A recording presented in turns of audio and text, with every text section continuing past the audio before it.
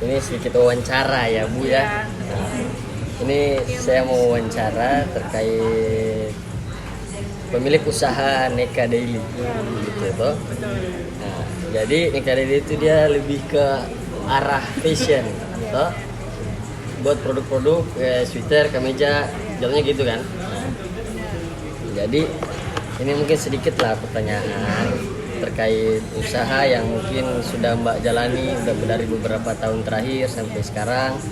Nah, coba mungkin bisa sedikit cerita dulu. Pertama nih, profil perusahaannya dulu nih, atau usahanya, deskripsinya. Deskripsi. Oke, lebih mengarah Neka Daily itu seperti apa sih? Jadi Neka Daily ini saya jualan online Ya, di bidangnya di tekstil, kayak di sweater, ya, terus kemeja. Pokoknya target market saya itu anak muda lah. oke, Terus basisnya di Lampung. Lampung. Nah, Pengirimannya jadi dari Lampung. Tapi untuk kalau produksinya itu dari Jakarta. produksinya berarti dari Jakarta. Oke, oke. Berarti itu produksinya itu bahan yang diambil dari Jakarta atau Bahan dari Jakarta, Bahan dari konveksi Jakarta. Jakarta terus kirim ke saya. Jadi gudangnya di Lampung. udah dari Lampung jatuhnya? Oh. Jadi pengiriman juga dari Lampung. Nah, terus kalau sejarahnya nih, sejarah dari usahanya tuh, mungkin dari awal mulanya gimana bangunnya sampai sekarang, gitu kan? Kayak mulai dulu tuh kayak gimana? Pada saat awalnya, Awalnya mungkin kalau saya awal mulanya dari tahun 2020.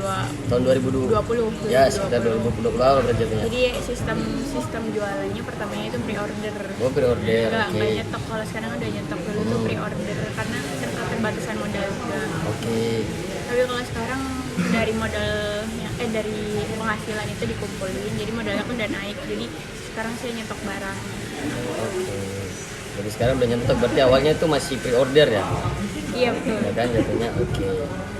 Terus selanjutnya tuh kalau bagi yang manajemen UMKM-nya tuh gimana tuh? Kayak bentar ya.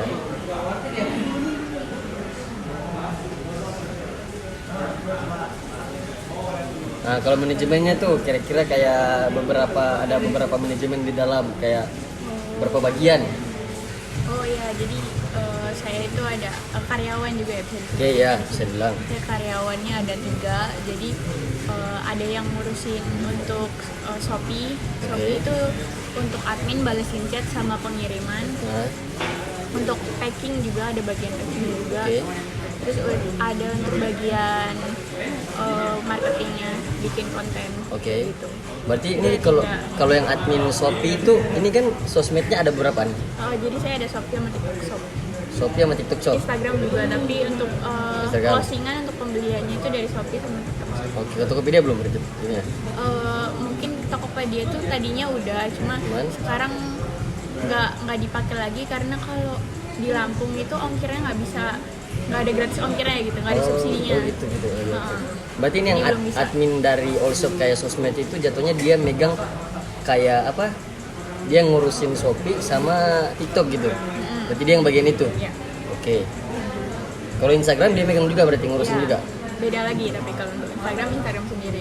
Oh, berarti ada berapa admin Ada jatuhnya? 3. Enggak, maksudnya yang satu admin untuk ngurusin sosmed itu dia cuma ngurusin Shopee atau sekalian sama Instagram Enggak. juga? Untuk yang sosmed itu Instagram aja sama bikin konten.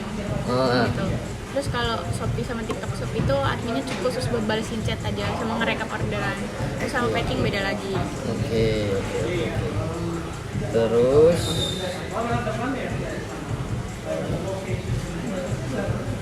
berarti kalau mulai dari awal ini ketersediaan sumber daya yang dimiliki, berarti awal mulanya itu pertama gimana?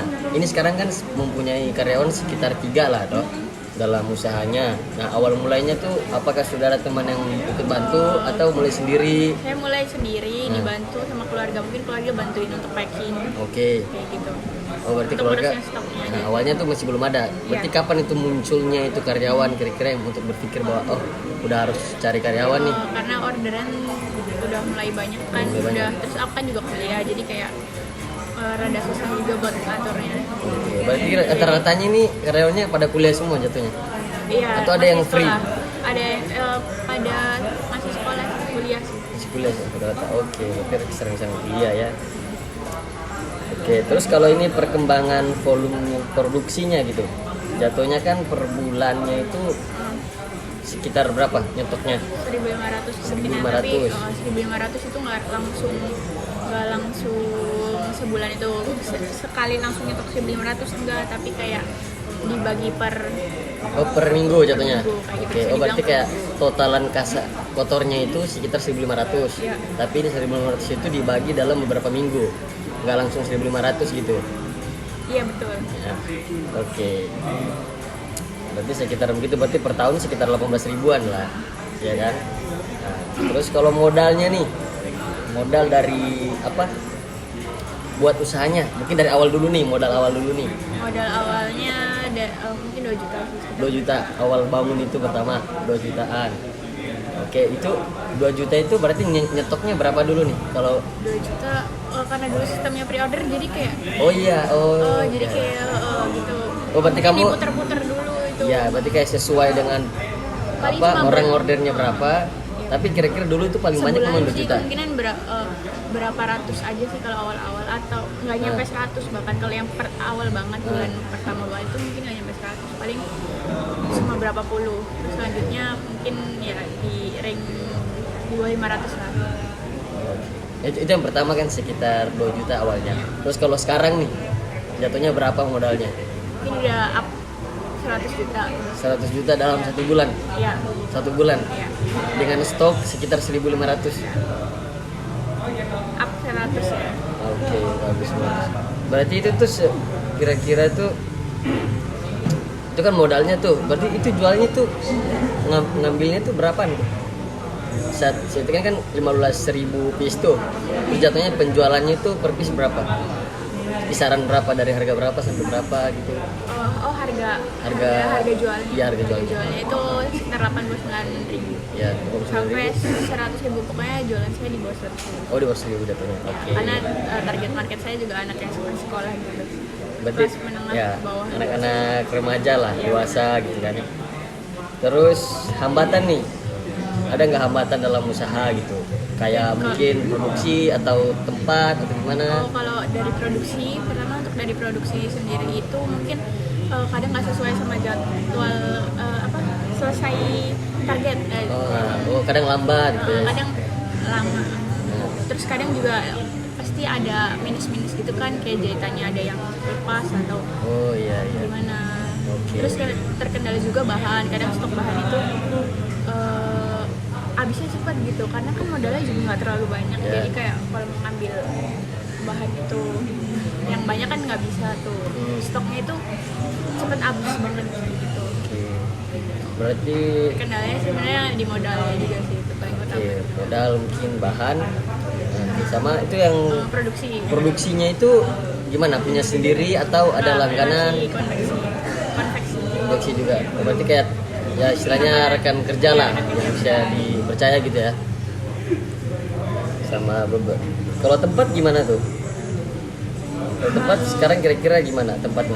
Ada nggak? Udah ada kayak mungkin tempat untuk orang bisa datang beli? mungkin masih di gudang sih. Gudang jatuhnya. Oh iya. Karena naruh stok barang di gudang sih. Jadi mungkin Gudangnya di Lampung. Terus ini ada peluang untuk kira-kira kalau penglihatan dari mbaknya nih, peluang atau mau ngembangin usahanya ke depan itu seperti apa kira-kira?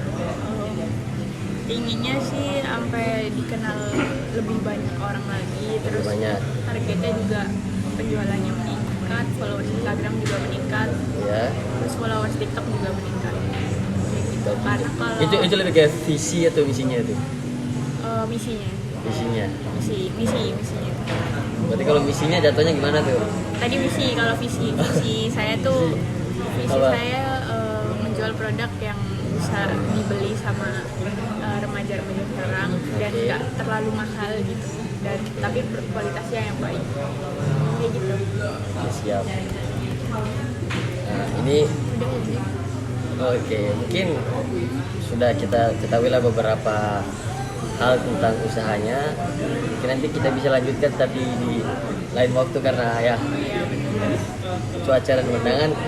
Mungkin sisanya nanti saya nggak ambil videonya, jadi mungkin ini aja udah cukup dalam wawancara. Mungkin saya wawancara lewat telepon ya, karena Oh iya, boleh.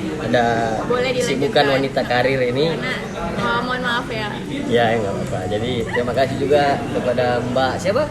Azara Kalista Putri, panggilnya Caca. Azara Kalista Putri, Putri.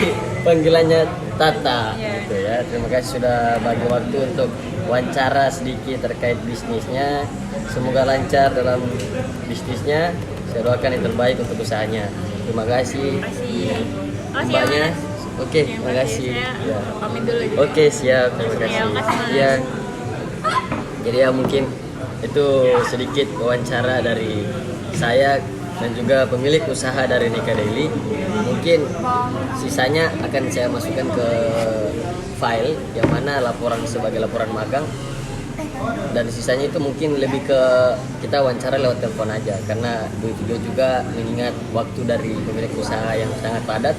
Jadi saya asumsikan untuk pindah ke telepon untuk lebih mudah lah dalam mengobrol untuk mengisi laporan yang ada dengan penelitian yang seperti kita melihat usaha dari mbaknya sendiri. Oke, sekian dari saya. Saya tutup wawancara kali ini. Sekian, terima kasih. Selamat menonton. Ya, makasih.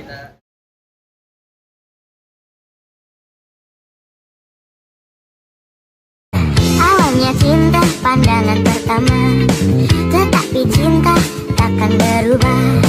Sejuta kali